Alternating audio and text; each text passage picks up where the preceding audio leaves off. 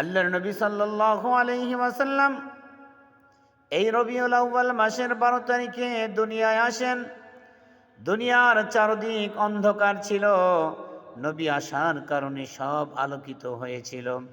এমনকি মরা গাছে ফুল ফুটেছিল।